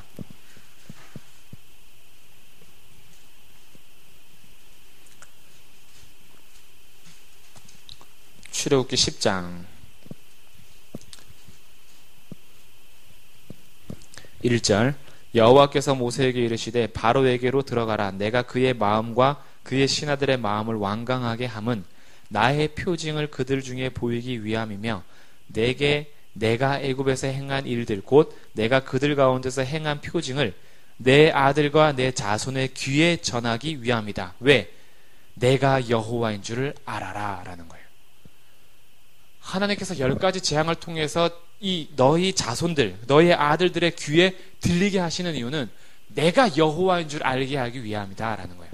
너희가 애굽에서 430년 동안 종살이하면서 봐왔던 피, 나일신, 개구리 막아주는 헤크트 신, 그러면서 너희들 이 재앙을 막아주는 어떤 신들, 생명의 수호신, 그 다음에 빛의 신, 태양의 신, 이거 다 아니야. 내가 쳐버리면 아무것도 아니야. 태양 가려버리십니다. 3일 동안 완전히 깜깜하게 하시면서 너희가 섬기는 태양신, 그거 신 아니야. 생명 수호신, 장자의 죽음 가운데 생명도 나한테 있어. 너희들이 섬기는 그 신이 아니야. 나로부터 생명이 출발돼. 나일강. 그래서 나일강을 치는 거예요.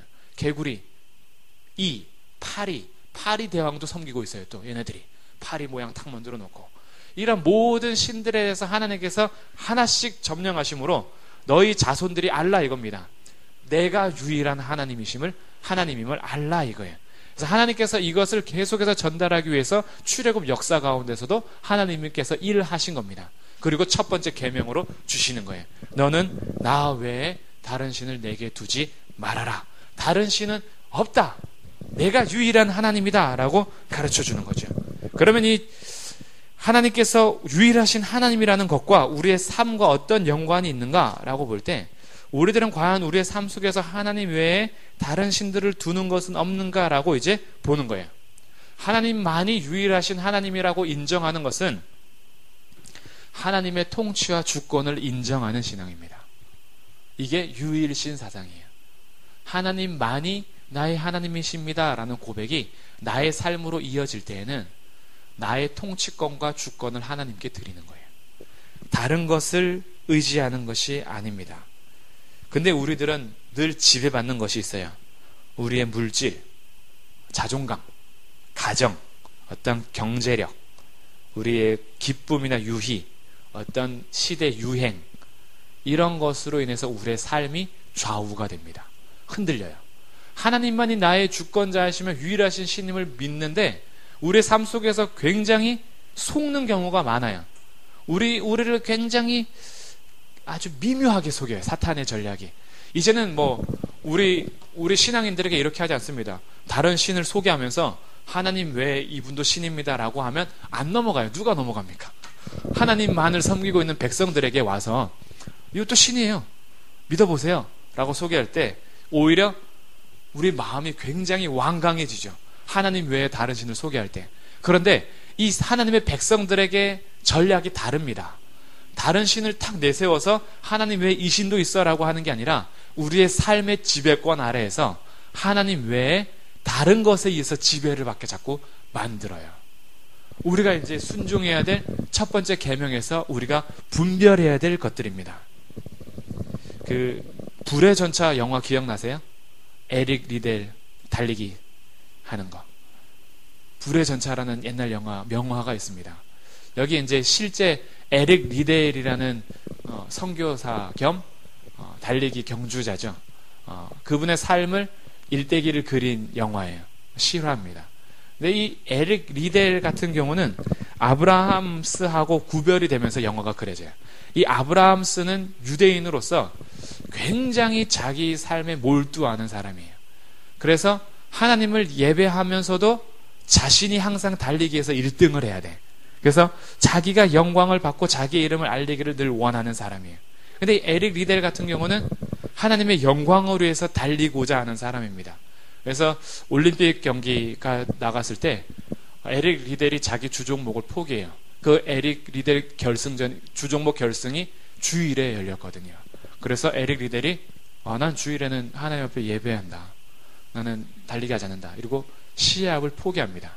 이것 때문에 영국에서 에릭 리델에 대해서 엄청 손가락질했어요.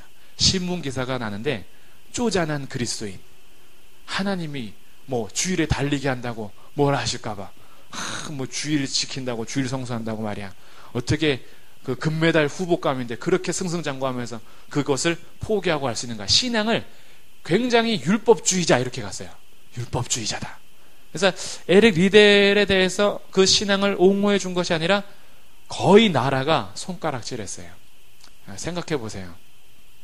우리나라 월드컵 경기 나가는데 주일에 경기한다고 월드컵 대표 선수 누가 자기는 주일에 예배드려야 되니까 주일에는 경기 안 뜁니다. 이러면 우리가 박수 쳐줄까요? 저건 좀 율법주의다 이렇게 할까요? 우리도 이제 약간 그런 마음인 거죠. 올림픽 경기 전 세계가 다 주목하면서 결승 후보, 완전 금메달 후보감인데, 그러면서 그가 그런 비난에 서슴지 않고 경기를 포기하고 자기 주종목이 아닌 400m에 나갑니다. 거기에서 고백하는 내용들을 하면서 영화가 잘 그려져요. 재밌어요. 불의 전차. 그러면서 자기는 하나님의 영광으로 해서 뛰는데 선교사로 부르셨다라는 소명을 받습니다. 그래서 이 경기가 끝나고 자기는 중국으로 선교를 나갈 것을 결심을 해요. 그러면서 그가 얘기합니다. 하나님께서 나에게 선교사의 사명도 주셨지만 달리기를 잘하는 재능도 주셨어. 그래서 나는 달릴 때에도 하나님의 영광으로 해서 기쁨으로 뛸 거고, 선교를 나갈 때도 나는 이제 기쁨으로 갈 거야. 이게 굉장한 고백인데 자기의 삶을 종교와 일상으로 나누지 않는 삶입니다. 종교와 일상으로 나누지 않는 삶. 이게 하나님을 유일신으로 고백하는 삶의 적용이에요. 우리들은 종교적인 생활만 하나님의 영광을 위한 삶으로 구별해 두면서 일상생활에서는 하나님의 주권을 인정하지 못할 때가 굉장히 많이 있습니다. 이거는 내가 그래도 해야지. 하나님이 만물을 다스린다라는 것은 익히 들어서 알지만 그래도 이거는 기도하고 말씀 보고 그렇게 어떤 종교적인 예배를 드릴 때에는 하나님의 영광으로 해서 주권을 다 드릴 수 있는데, 일상 삶 속에서는 그렇게 드리면서 사는 신앙생활이 굉장히 쉽지 않습니다. 이런 거죠. 집에서 밥하면서도 주의 영광으로 해서 할 수 있는 거 쉽지 않습니다. 설거지하면서 하나님의 영광으로 해서 쉽지 않죠. 누가 그렇게 이게 주님의 일이라고 의식적으로 계속 생각하지 않는 한 일상생활이 돼버려요. 그리고 그 일상생활의 주인은 하나님이 아니라 내가 된다니까요. 이 차이인 거예요. 그래서 우리들이 유일신을 섬긴다, 하나님 외에 다른 신을 섬기지 않는다라고 할 때는 여기서부터 이제 공격을 당합니다. 그러면서 우리의 직업에 대해서도 물질의 지배를 받는 거죠.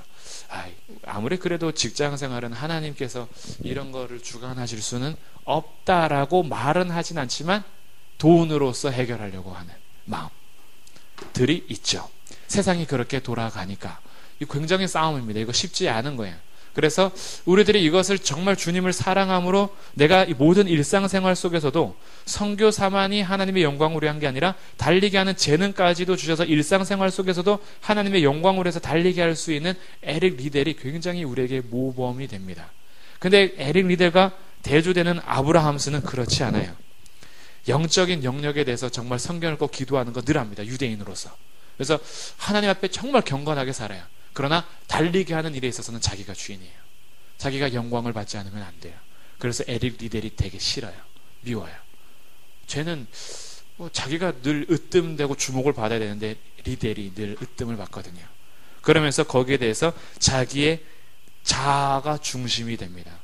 달리게 하는 생활에 있어서는, 일상생활에서는 하나님이 나의 주인이 아닌 거예요. 굉장히 미묘한 차이죠. 우리가 이런 겁니다. 오늘 성경 공부 모임 끝나고 나서 우리의 삶으로 돌아갔을 때 여기서 하나님을 예배하고 섬기려는 마음처럼 그 마음이 일상생활에도 이어지기 위해서 붙드는 것. 주일 예배 드리고 나서 월요일부터의 삶이 하나님 앞에서의 삶이 되기 위해서 다른 신을 섬기지 않겠다라는 신앙 고백으로 즐겁게 주님만을 예배하기 위해서 월요일부터의 일상적인 삶을 출발하는 것. 이것을 의식적으로 하는 것. 이게 제1계명을 옛날처럼 우상 갖다 놓고 다른 신들 섬기려고 협박하면서 하는 그런 게 아니라 오늘날 우리 시대에 미묘하게 우리를 속이는 우상인 거죠. 그래서 우리는 여기에서 정신을 차리는 겁니다. 그래서 어떠한 우리가 추구하는 것들, 특히 이 세상 가운데는 어떠한 물질적인 것, 거의 물질 만능 시대죠. 돈이면 모든 것이 다 되는 시대. 그러는 시대에서 우리가 속을 수 있는 것, 우리도 돈이면 다 된다라고 생각하는 것이 은근히 자리를 잡습니다. 이 싸움을 싸우는 거예요.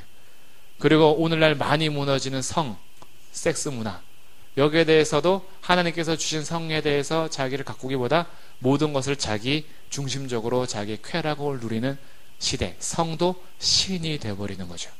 권력, 높은 자리에 올라가기 위해서 자기의 삶을 던지되 하나님과 상관없이 권력을 추구하는 인생, 성공만을 꿈꾸면서 하나님도 도구가 되어버린 시대, 나의 성공을 위해서 존재해야 되는 하나님, 기도하면 응답해 줘야 되는 하나님으로 가면서 하나님만이 신이 아니라 하나님이신 신을 끌어삼아서 성공이라는 신을 향해서 달려가는 거죠.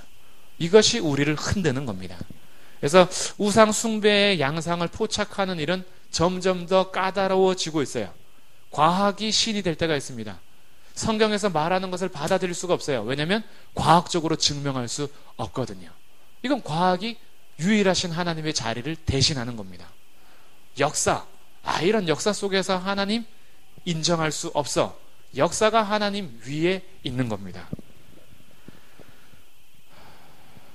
이런 것들, 그래서 무슨 주의, 진보주의, 보수주의, 개혁주의, 신앙생활이라는 이름으로도 이 주의가 오히려 앞서는 경우가 있어요. 하나님보다. 그래서 우리가 이제 조심해야 될 것들 제가 5가지를 말씀드릴게요.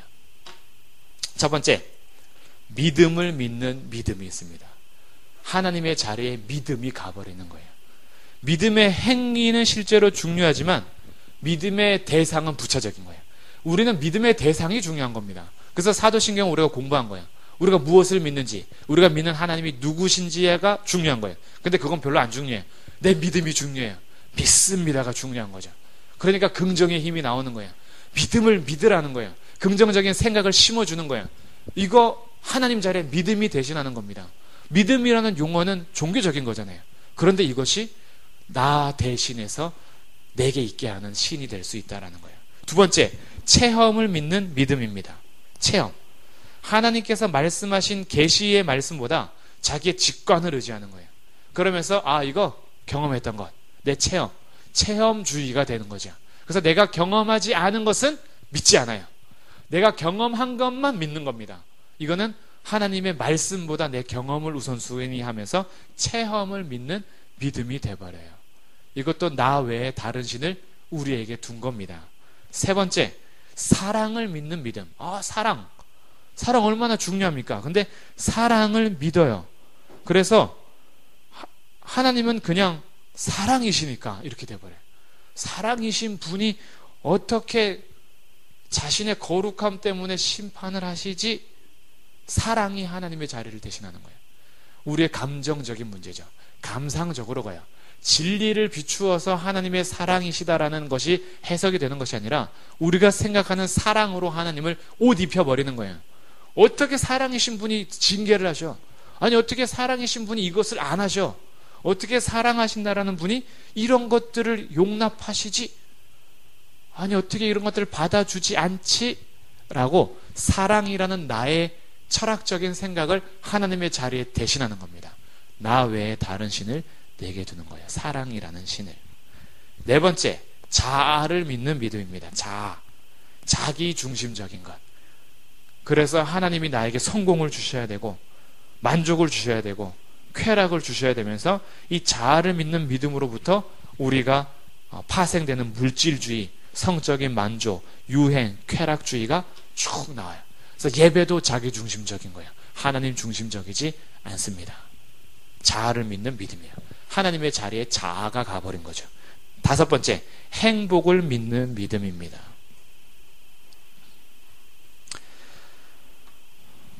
자기가 행복하는 게 먼저예요. 신앙생활을 해도 행복하지 않으면 그거 싫은 거예요. 행복이 하나님의 자리를 대신하는 겁니다. 우리의 심리적인 안정과 자기 만족을 이루면서 종교개혁가들이 자기의 행복을 포기하고 하나님과 진리를 추구하는 일에 헌신하면서도 기쁨을 누린 이유를 이해할 수가 없어요. 아니 어떻게 자기 행복을 버리면서까지 진리를 추구하냐. 진리를 추구하는 것도 결국 우리 행복 때문이 아니냐라고 하는 거예요. 하나님 믿는 거 결국 우리 행복해지는 거 아니야? 라고 행복을 앞서는 거죠. 하나님보다. 그래서 행복하지 않으면 바꾸는 거예요. 에이 바꿔버려. 행복한 걸로. 그래서 행복한 거 뭐 있나? 라고 찾는 거죠. 하나님 자리에 행복이 가는 겁니다. 근데 신기하죠? 하나님이 우리의 행복을 원하시지 않는 게 아닙니다. 우리의 행복을 위해서 말씀을 주신 게 맞아요. 그렇기 때문에 진리 안으로 들어왔을 때에는 하나님께서 원하시는 진짜 행복이 있는데 여기에서 행복이라는 것이 오히려 하나님의 자리에 대체함으로 진짜 행복을 못 누리는 거예요. 그래서 행복을 믿는 믿음, 하나님 자리에 행복이 있는 거죠. 우리는 그래서 질문을 던지는 겁니다. 우리의 인생에서 가장 중요한 목표가 뭔지에 대해서 한번 질문을 던져야 돼요. 하나님을 영화롭게 하고 영원토록 그분을 기뻐하는 것이 내 인생의 목적인가? 아니면 나를 영화롭게 하고 내가 즐거운 것이 나의 목표와 방향인가? 라고 질문을 던져야 돼요. 하나님의 영광과 하나님을 영화롭게 하는 것과 하나님을 즐거워하는 것이 목표인가? 내가 즐거워야 되고 내가 행복해야 되고 내가 영광을 받고 영화스럽게 되는 것이 목표인가? 라고 이거 물어보면요, 답이 나옵니다. 내가 지금 나에 대해서 하나님 대신해서 다른 나를 두고 있는 것인지 하나님만 지금 섬기고 있는 것인지 나와요. 곰곰이 생각하셔야 됩니다.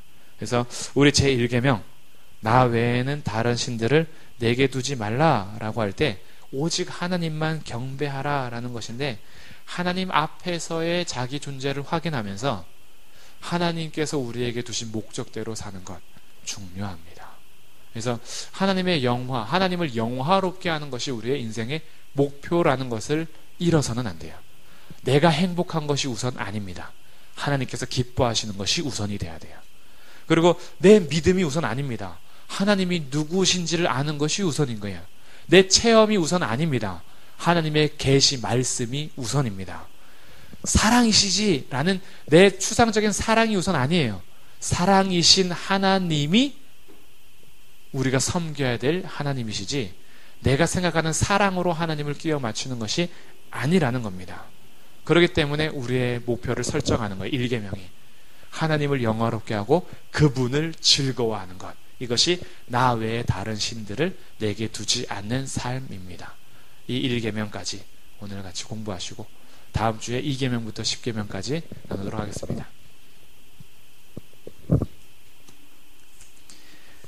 기도하고 오늘 공부 시간 마치도록 하겠습니다.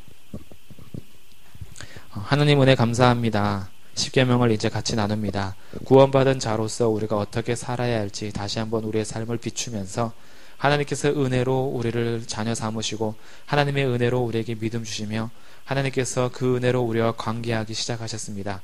그리고 이제 하나님의 백성들에게 말씀하십니다. 너는 나 외에는 다른 신들을 내게 두지 말라. 우리의 삶 속에서 하나님 외에 다른 신을 두는